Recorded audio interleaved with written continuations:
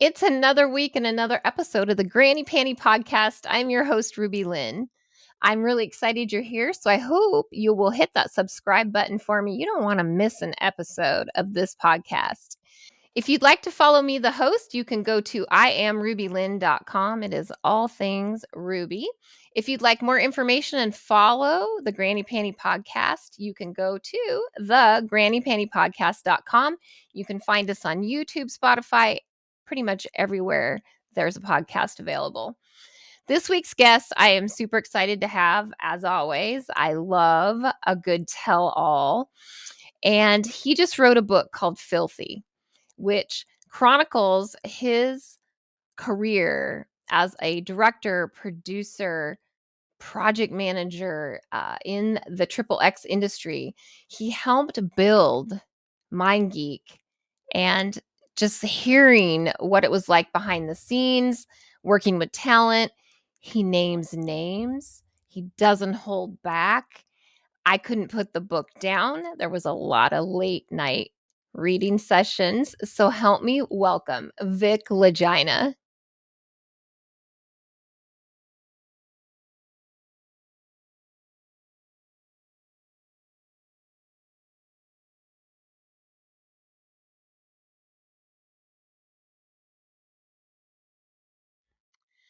Vic Lagina, thank you so much. I'm excited to have you on this week's episode. So welcome. Thank you, and thank you for having me. I saw all of your pack of pups back there in the background. Yeah, Playing. they'll probably come and say hello at some point in time. Junior will, anyways, because he's needy at times. How many dogs do you have now? 2. At one point, 2. I had 4, and then we dropped to 3, and then it went down to 2, and I'm holding steady at 2 right now. So That's plenty. That's plenty, yes, right? yes. Well, I have been doing some late nights reading your brand new book, Filthy, and wow, is it entertaining and eye-opening. I'm glad you find it as such. That's good. Yes. Yeah, and being newer to this industry, so 4 years next month in this industry, there's just so much that I Yeah. have no idea. And so not only is it fascinating, but there's just a lot of good information in there about the history of like the past, 20 years in this industry. Yeah, yeah. I got in with these guys right at the beginning. It was a perfect storm of luck and circumstance and I guess conditions of the industry where it was coming from, DVDs and VHS to internet. And I got in with the right guys at the right time, and it luckily blew up. And it was going well for such a long time, and then Mhm. it kind of crashed and burned towards the end. Yeah. One of the things that I thought was interesting is that you really helped. I don't want to give away too much of the book, but you really helped build MindGeek and all those entities. So Yeah, talk to yeah. us about that process. Well, it is true. You're right. I did help build. I mean, some people say I built it, but that's not true. I helped build. And despite their attempts to erase me from the annals of Brazzers history, that is the case. Mhm. And it was a good run for about 16 years. I got in with the guys who started it all back around 2003, 2004, when they were just a bunch of frat nerds who knew how to market on the internet, and they liked the fact that I was delivering what they asked and I wasn't messing with their money. And I always had a can-do attitude and a good work ethic. And in this business, it seems that cream rises to the top. So it was very easy for me to build on that over the years, and so I did, and adjusted with the changing times, because it did change a lot while I was. Mhm. Yeah, that's what I noticed when I was reading your book of just how much things changed and quickly at some points. Yeah. Yeah, I mean, look, the trends shifted a lot. What was important, what they wanted, um, the economy stalling quite a bit in 2008 to 2012. the fact that the original owners made their money and wanted to start families and decided to sell to Fabian, and then there was the great expansion of him buying and buying and buying, and then becoming the monopoly of the adult industry. Right, right. So Interesting. So, for those who haven't read the book, let's do a little bit of background about you. What year did you get in the industry? Talk to our viewers about that. So it was April of 2002. I was in LA trying to get mainstream projects off the ground and living with, let's call her an artist of sorts. And we were both struggling pretty badly in LA, Mhm. as most people tend to do. Right. My background is in production. I have 2 degrees in production. I would call them useless degrees because you really don't need degrees to be in production unless you want to teach eventually. Mhm. But it really came down to I was funding our dreams on credit cards, and the debt was mounting. And finding work that wasn't gopher or PA, and things that I was overqualified for because I was teaching on a college level and I was producing on a corporate level.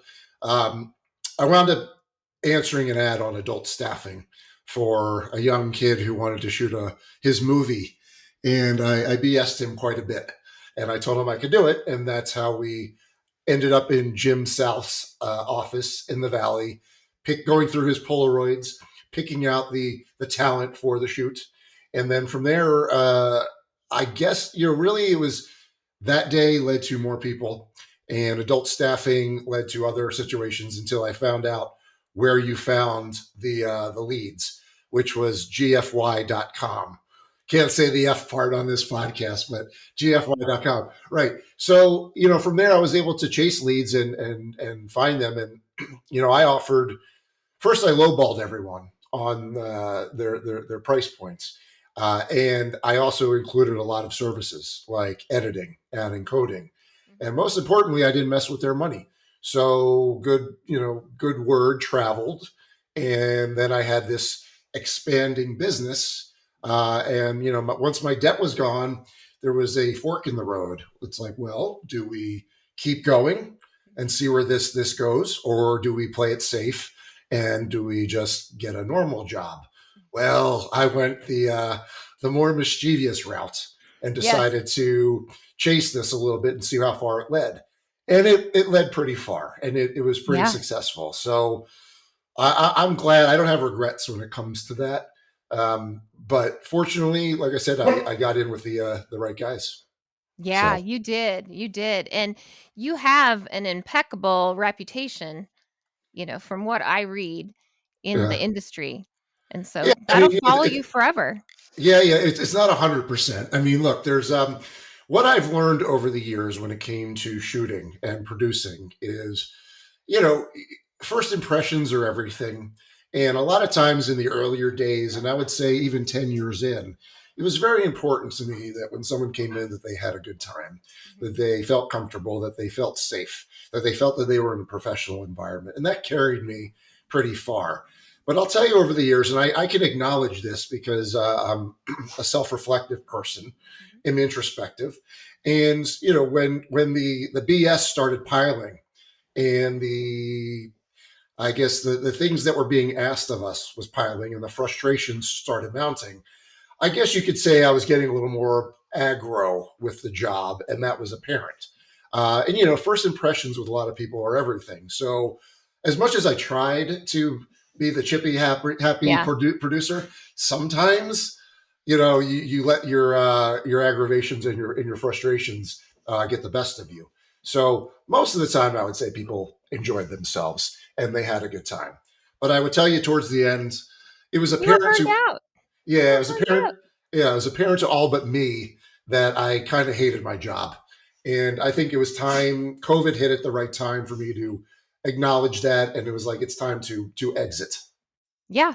I kind of feel you there. I went social worker to triple X and same thing. I was so jaded by the end, that I'm like you. Oh, should I take this route? It's a little bit riskier and naughtier, or do I stay miserable? Right. And COVID was a great factor to figure that out. Yeah, everyone sort of found their way during COVID. As much as it sucked at the time, Mhm. and as much as I was, having a hard time saying goodbye to the money because the money was good, Oh, yeah. especially for someone who wasn't performing and was just Mhm. running camera and producing. The money was really good, I and bet. it kept me in for a long time, a lot Yeah. longer than I thought. And saying goodbye to that was the hardest part. But Mhm. once I started waking up happy with a smile on my face and realizing I didn't have to deal with a lot of people that were really driving me up a wall, from Mhm. the head office to some people on my staff to some performers that Performers. were just bringing their bad baggage and their Mhm. bad vibes to set. It was time for me to. It was just a time to acknowledge that you've done enough, man. It's time to be happy because time is now limited. Right, right. So tell us about when you thought about writing this book and naming all these names. I mean, did it just come to you? Did it just evolve? Tell us about that process. So it started when I was getting out of my third relationship. I wouldn't even call that one dysfunctional compared to the previous two. This one wasn't actually functional, but it was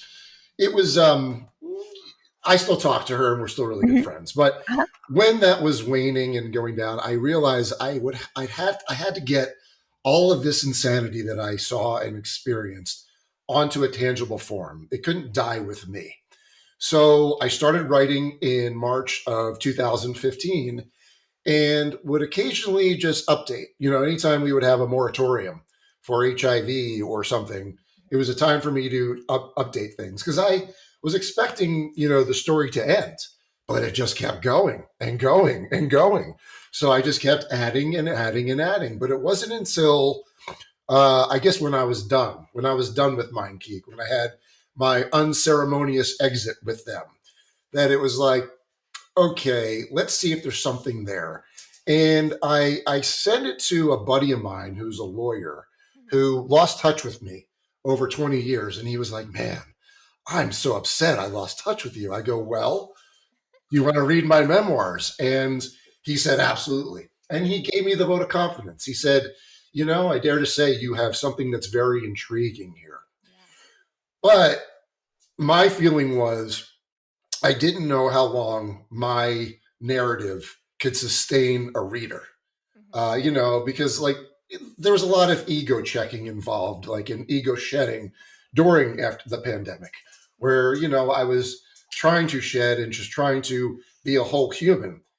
But then I realized after talking with Howard Stern one day when I called in and him asking me the questions that he did, the light bulb went off. And it Yeah. was like, the way to get this story that would be a fast read was insert side topics about the industry, those stories, those anecdotes, those how the sausage is made stories. That's what needed to kind of divert when my narrative might have been getting a little long-winded. Mhm. So that was it. And then I was done my copy in October of 2022, Okay. but it took a full year for me to get the edit down. And that went through two lawyer friends, lawyers, Mhm. to tell me how to write things in a way where it would deflate a lawsuit if it ever came to that. Right. But the whole act of paring down and making sure that every word has a meaning and a purpose, and you're not putting in irrelevant details. Mhm. So Right. that took a year, and then finally on my 50th birthday, Woohoo. I dropped my book on a day that there was a solar eclipse. Oh my So gosh. I look at that as like cosmic. I was like, we are going to make that day regardless. So Yeah. that was the process from start to finish. Wow. So about 2 years then. Well, let's call it 8.5 years from 8, start to yeah. finish, but let's just call it real hard work for a good year and a half of Gotcha. really grinding and getting it pared down. Because for me, I didn't want to just release a book. I Right. wanted to release a good book or a great book because if you have a good product, it will find its audience over time. Mhm. And my whole theory was just get on base, man. Just get on base and see how far you can go. And here we are. Yeah.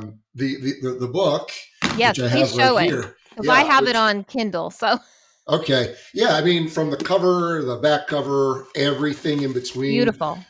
Thank you. There was nothing about it that didn't have a lot of thought behind it. Everything, from everything I chose to reveal, didn't reveal. This was my obsession for a very long time. I'm kind of hyper focused, which made me a good producer because Yeah. I was able to dial in details Mhm. and expect things to go wrong. So this was my obsession for a while, and Wow. now that it's out, I'm happy about it in every way, shape, and form. That's awesome. Well, rolling back just a minute or rewinding about the lawyer thing, Yeah. has anyone come forward and came at you about you naming them? No, no, because the lawyers explained to me three words that are very important: not easily identifiable. Now, Ah, now, when you're dealing with things like libel and defamation, right. which, by the way, I keep everything. I keep text messages. I keep emails. I have emails back from 2002 when I first got into the Wow. business. Yes, because you never know if an email is going to save your butt. So what they told me was, well, when you're dealing with defamation and libel, number one, that's very hard to prove. Number two, it's very expensive to prove if you'll win that at all. But when it came to things like invasion of privacy, Mhm. that's where someone can hire an ambulance chaser and work on spec to see if they can get anything. So Mhm. that's where those three words, not easily identifiable, come into play. So you change things like obviously names and descriptions, and Right. you make them really as non-identifiable as possible. The one person who will never go away because she's human herpes is my ex-fiance, and she's been she's been trying to get a hold of me for the last 12 years, and I have ceased all communication. um, yeah, I mean, it's a good thing I never had children with this person, and we were very close a couple It, times. Have it you have was read? close. It's close, I read. Yeah, well, that's where you have to acknowledge that the universe sometimes looks out for you, and you Yeah. sometimes have to listen to the universe.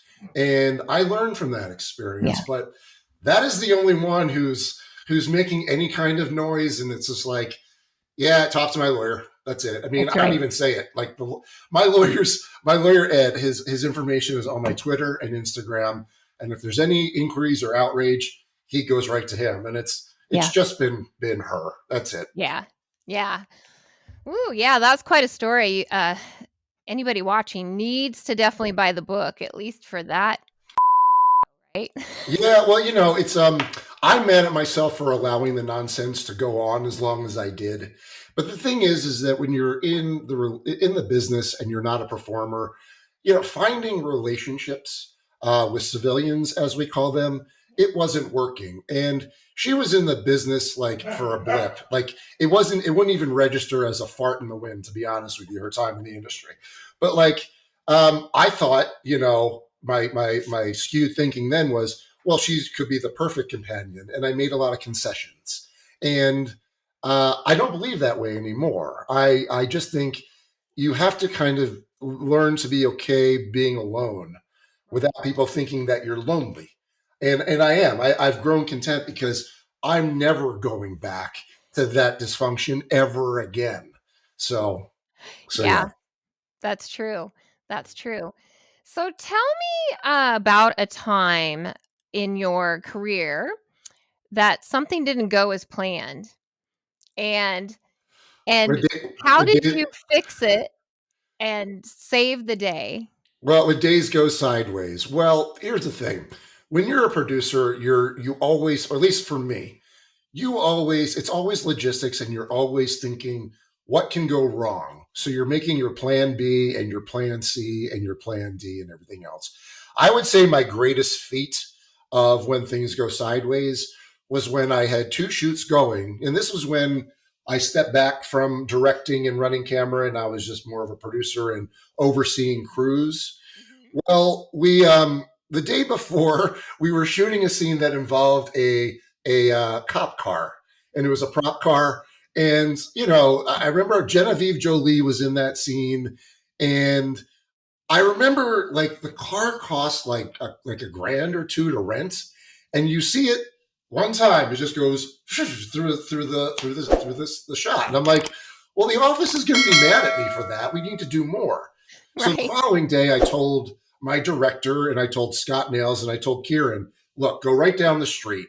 Let's do some Super Trooper kind of intro. Let's use the prop car. It's getting picked up in a couple hours, and let's at least have that production value on camera. Well, it was taking a lot longer than it was supposed to, and then I started hearing cruisers Oh like my going down the god. street with sirens. Then I heard a chopper, and then Scott Nails, who was in handcuffs, texts me, "You got to get down here. We're getting arrested." And I'm like, "Ugh." Hold, Yikes. hold that thought. Now, mind you, we had three girls coming out of makeup for one scene. We had another girl coming out of makeup for another scene that was in a comic book shop. And now we have both male talent in handcuffs getting ready to get hauled down to the police station. What do you do? What What do if you I can? do? Well, this is what happened. So it was fortuitous that Scott Nails didn't pay his speeding ticket when he was around Boulder City. So he got sent down to Boulder City while Kieran and the director got sent down downtown to Las Vegas Metro. And Nails basically, he told me where he was. He said, I'm paying the ticket and I'll be able to get out of there. So I'm like, okay, pick him up. Expecting him to yell at me and scream at me, but he was like, he was pissed off that he was out of money. He's like, so my question to him was, can you do two scenes in a day? He's like, and he goes, yeah, just give me 45 minutes of a nap and I'll be able to do it. Perfect. So send him over. He has sex with the three girls, has his nap. I take him to the comic book shop where he's going to have sex with the girl there. Problem solved. And then I got the director and Kieran. I picked them up out of prison and heard their tales of being locked up, and that was kind of funny because the cops were pissed off. They had nothing to really charge them with because stupidity is not a crime. They were kind of pissed off because they sent the cavalry down to and the chopper, so they had to kind Right. of hold them and inconvenience them as much as they had been inconvenienced. But at the end of the day, we got it done, and that was my greatest feat in terms of what I could do in terms of being a producer. I can't believe that they got out of jail and all that in time to still come back and do it. Well, that was yeah, Scott. I mean, that's what I'm saying. If Scott got hauled down the Metro, that would have been a lost day. But the fact that he was bounced pretty quick once they got their money, yeah, I was like, here, that is the solution. We will always find the solution at the end of the day. The only time days ever went bad was if someone was like drunk or on drugs or having some kind of mental breakdown. But generally speaking, we got the job done, and Yeah. that's what we did. And it seemed like you did end up dealing with that quite a bit as I read through the book. Yeah, yeah. I mean, the worst one where I was berated by Bonnie Rotten when she got hammered on set. She did this in front of a representative from the head office in Montreal.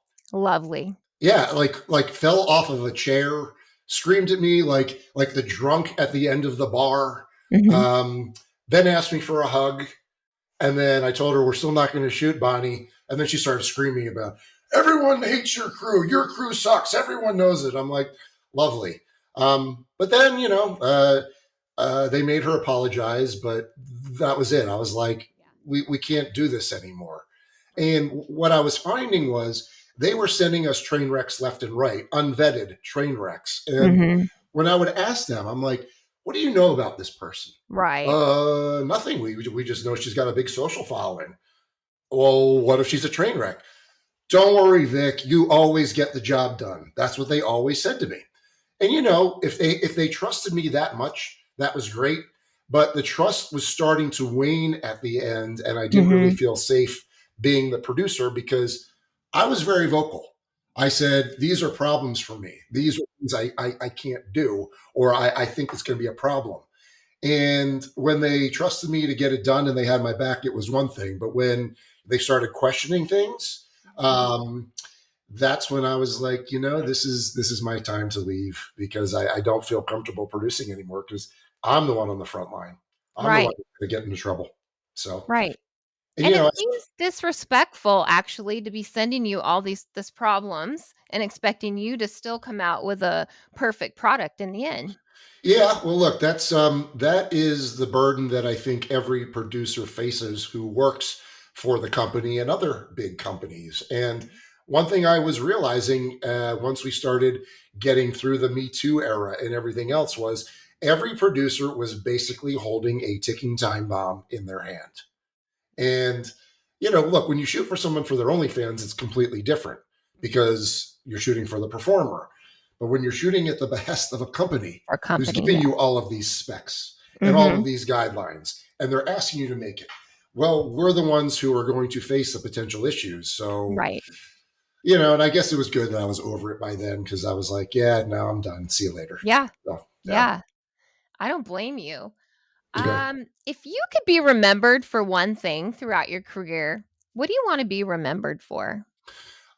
Just being completely transparent.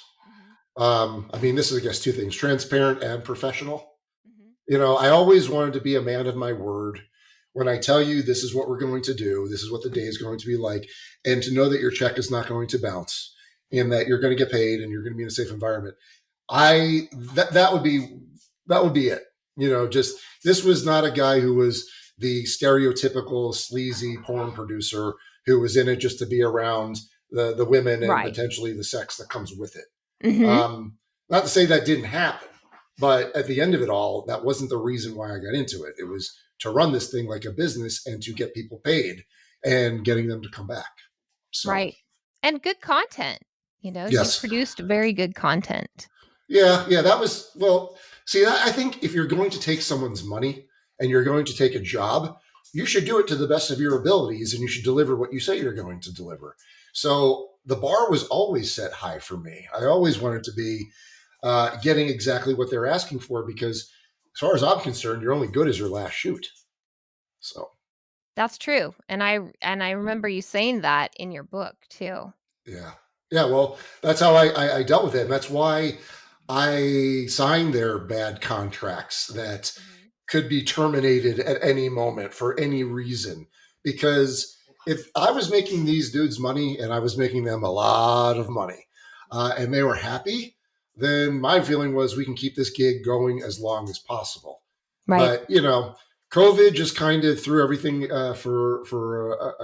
gave everyone a curveball, Yeah, it and did. it was just eye opening for me that it Yeah. was it was it was there was a better way, that I had enough money. And that's the thing. Mhm. I think a lot of people, they want more. They need more. I have more than I need in this life and I'm very grateful for it. Mhm. So, okay, well, we're just going to find another way to do it. But look, I'm no dummy. I was very shrewd with my money, especially when it came to real estate and things Mhm. like that. And the thing with COVID was it was there was such an exodus out of California into Ah. states like ours. And when it came time for them to mandate to me that I downsize my studio, Mhm. that's where I was like, Mm. can I buy my own studio and keep that to myself? And I was able to pull it off. Somehow I was able to pull it off. But when everyone was leaving California because it was just getting ridiculous out there, Mhm. well, I was able to flip that studio into a nice profit, coupled with the money that I made, Yeah, and paying my mortgage down and keeping that's my awesome. the secret to life: small nuts. Yeah, Yeah, have a small nut and you'll do fine. You'll be able to get through it. But right. that was it, and that's where I am right now. So I'm Yeah. I'm, I'm feeling pretty good about everything. What advice do you have for performers, when the money is down? And I say this kind of from experience, the economy right now is I mean, the 4th quarter of 2023 was just in the pit. I Was it? think, inflation right now, Mhm. you know, just all kinds of things going on. What's your advice having done this business for a while, seen some slowdowns? What do you say to performers, now when we are experiencing a slowdown in Well, consumption or money? How do you I get through think that? I think really at the end of it all, if you're living in California, it's very hard It's Yeah. very hard because you're getting taxed up the wazoo, left and right. Mhm. My first, and that's the reason why I am in Las Vegas. No Yeah. state income tax and cost of living. It's hot. It's gotten higher, but it's Right. definitely lower than California. First Yes. thing I would say is get out of Cali. That would be number one. And number two, it's like, well, yeah, you need to save your money. Don't buy the material things. Right. Um, I always figured out if you can figure out ways to get stuff without paying for it, whether it's by having credit cards that get you points for flights, Right. do that. You just have to know where to put your money and just be content with what you have. And Mhm. when it comes to your money, yes, invest. If you're able to do real estate, because I've invested in a lot of things. Real estate has always been the one that's been like, that's the one that brings in the gravy. So if you've had a lot of money or a good amount of money coming in, Mhm. buy land, buy real estate, Mhm. but buy low, sell high. Right. That's where you would be shrewd. And get a good accountant and get a good financial advisor. These are all things. It's like the trifecta of what you should do in order to be smart with your money. Mhm. And look, drugs feel good. I'm one to say that they are, and I did plenty of them. But don't drink and don't do drugs, or don't do as much drugs or the expensive ones, because those are those are expenses that you can't get back. Right. So Right. yeah. No, I totally get that. And that's good advice. So, what are you working on now? You've got the book out. You're kind of doing this media circuit, promoting your book. But what's next for Vic? I don't know. I've learned to not really worry too much about the future in terms of what am I going to do a month from now or 3 months from now. I've been living in the now for a very long time. I'd say since the pandemic hit, it's always been about being present and being focused on right now. What I know I don't want to do is get a job that I hate working for people that I don't like. I've done that Right. already.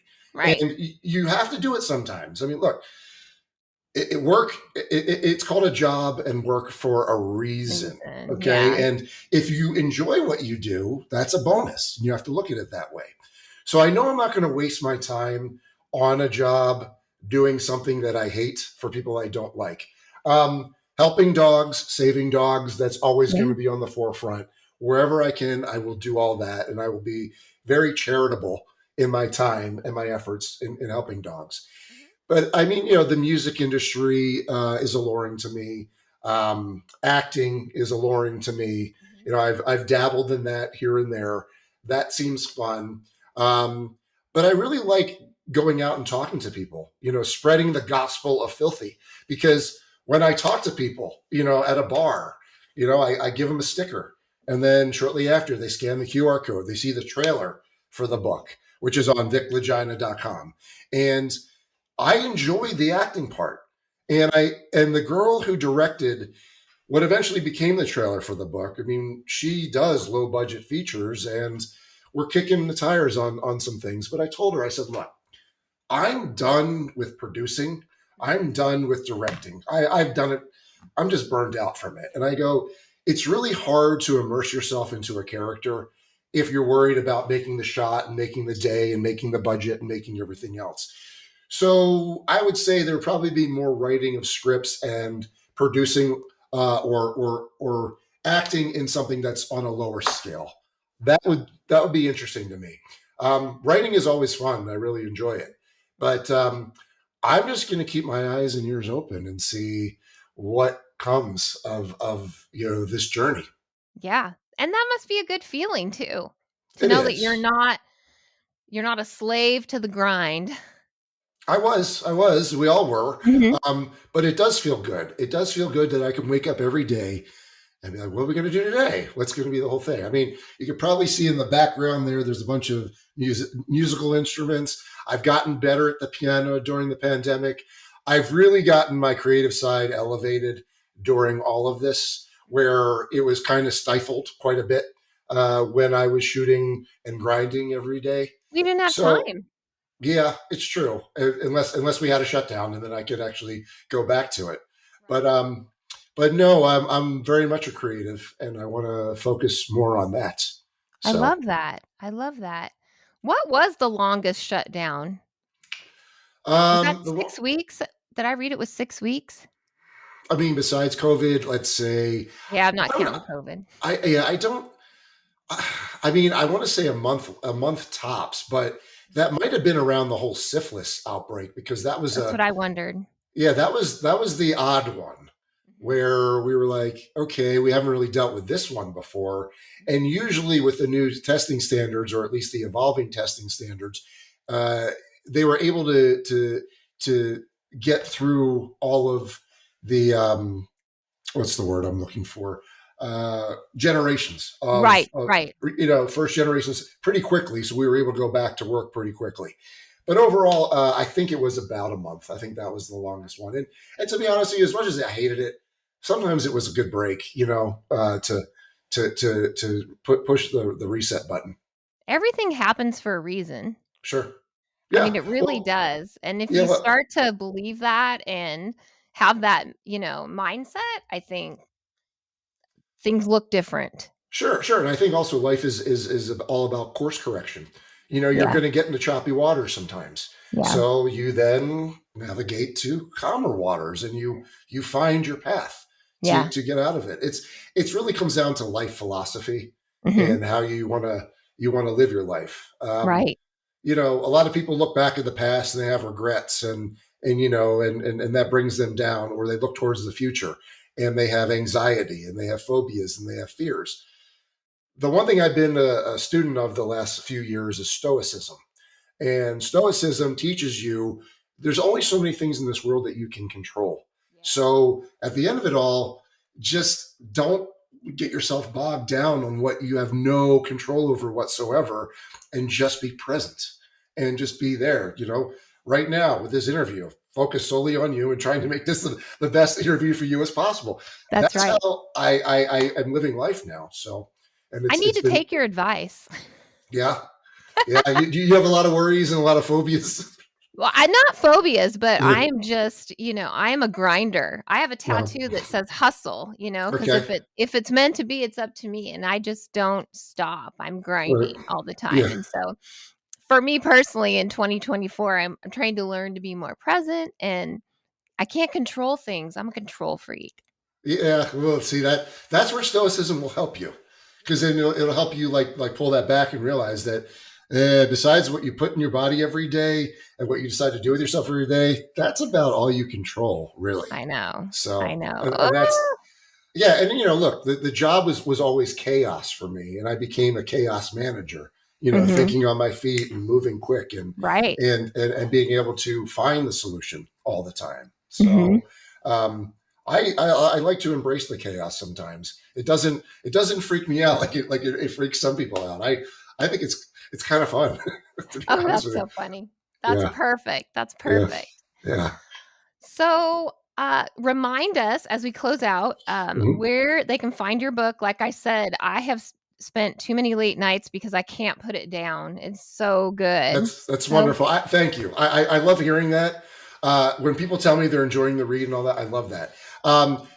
If you go to viclagina.com, you can order in a myriad of ways. You can get the audiobook, which that was a journey into itself. I'm gonna ask you about that. Yeah. Yeah, well, the audiobook, once the lawyers were done with it and text was locked, that's when I started on the whole process of recording. And I would wake up sometimes at 2 o'clock in the morning to record this. I keep an odd schedule anyway. I do my best work at those hours.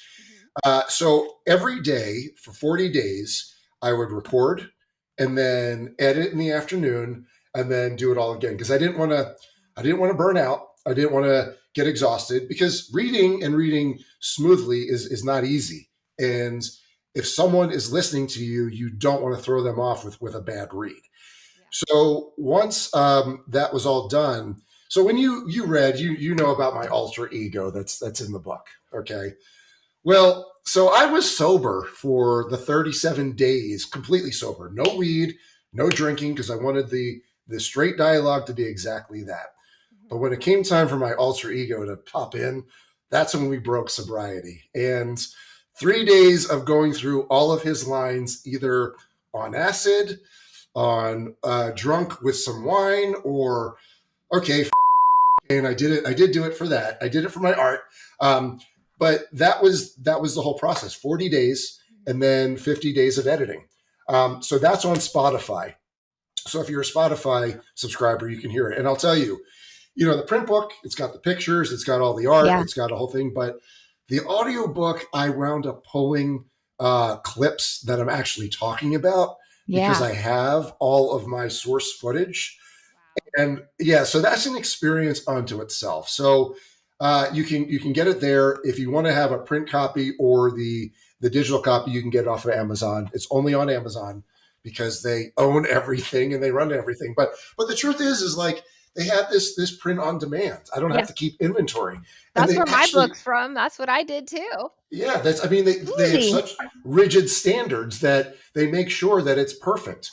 So that's where you can get it. And I'll say, look at the trailer because okay, there's boobies in it. Okay, so everyone likes boobies, but that's a good reason to go, if nothing else, right? Exactly. But I think it nails the tone of the book. The trailer does. So that's where you can go. So go to viclagina.com and just follow those links.